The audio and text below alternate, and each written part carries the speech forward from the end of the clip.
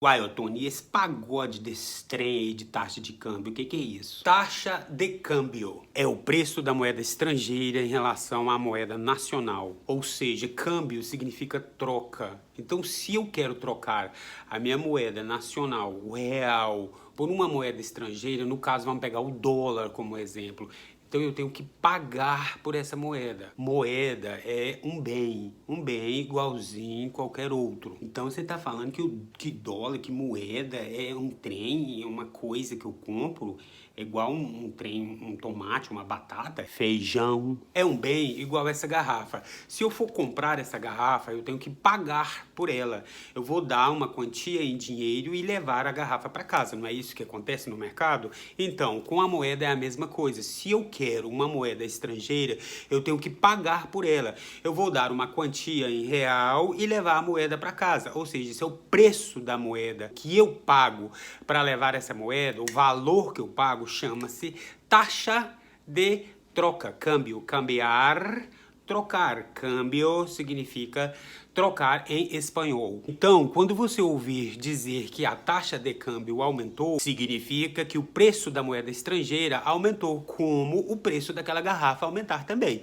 Ou como o preço do arroz aumenta de R$ 10 para R$ 12. Cruz credo, Tony, você pode explicar por que esse dólar tá tão caro desse jeito? Bem, vamos lá. As duas principais variáveis que fazem com que ocorram variações na taxa de câmbio é a política e econômica. Vamos começar pelo cenário do leilão do petróleo, conhecido como cessão onerosa. O que é essa cessão onerosa? Foi um acordo feito entre o governo federal e a Petrobras em 2010, que previa a produção de até 5 bilhões de barris de óleo. Só que, durante a exploração, a Petrobras descobriu que havia o triplo do volume estabelecido no contrato. Essa quantia a mais ficou conhecido como excedente da cessão onerosa, que é o do leilão que foi feito pela Petrobras. Então, a expectativa era que iria ter uma grande entrada de empresas estrangeiras interessadas no mercado de petróleo brasileiro. Só que a entrada foi zero. E o câmbio, que tinha sinais de 3,80 até menos pela entrada dessas empresas, começou a subir, atingindo 4,20, como estamos a ver agora. Essas são questões internas, ou seja, dentro do Brasil, relacionadas também com questões políticas. As incertezas que existem em relação às reformas, principalmente da votação da segunda etapa da agenda econômica encaminhada para o Congresso Nacional. Também posso citar aqui dentro do país os juros baixos.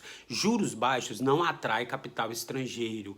Ou seja, não entra moeda estrangeira, não entra dólar dentro do país. Não estou a dizer que o juro baixo não é uma coisa boa para nós brasileiros. É excelente, principalmente em relação ao consumo. O dinheiro fica mais barato, porque o juro é o preço da nossa moeda. Juro baixo contribui para a fuga do dinheiro estrangeiro. Dinheiro esse especulativo, que entra aqui somente para ganhar, mas contribui também com o preço da moeda. Lei da demanda e da oferta. Esses conflitos políticos fazem com que os investidores fiquem cautelosos, com medo de investir no Brasil. Esses investidores acabam buscando outros países para poder investir. O que está acontecendo em outros países, ou seja, o cenário internacional, tem papel importante, muito importante, nessa movimentação do preço da moeda estrangeira, do câmbio, no caso, o dólar. Principalmente a guerra comercial entre Estados Unidos e China atinge, contudo, os países emergentes. Disputa comercial entre Estados Unidos e China não está perto de ser resolvida, ou seja, vai continuar afetando o valor da moeda estrangeira aqui dentro. Eleições nos Estados Unidos conturbada para o ano que vem também influencia muito no preço da moeda estrangeira aqui dentro do país. A crise dos países vizinhos também tem um peso muito grande para a movimentação do câmbio. Os países em crise, eles deixam de importar. Se eles deixam de importar do Brasil, o Brasil deixa de exportar.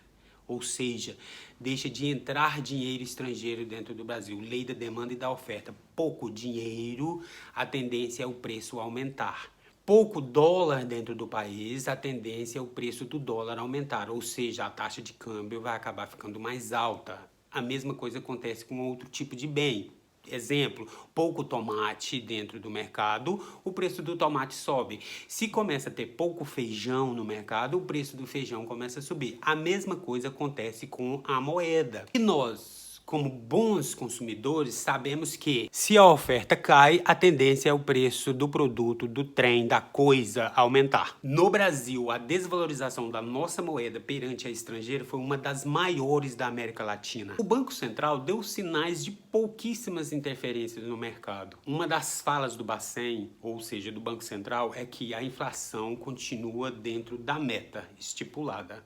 Assim que atingirmos a meta, nós dobraremos a meta. Não, isso é coisa de Dilma. O Banco Central agora vai ficar mais atento. No próximo vídeo, pretendo falar sobre o aumento do preço da carne. Se você gostou do vídeo, dê um like, se inscreva no meu canal, me ajuda aí para que eu possa melhorar cada vez mais o meu canal. Conto com você. Dê um like, dê um joinha. Se gostou, até o próximo.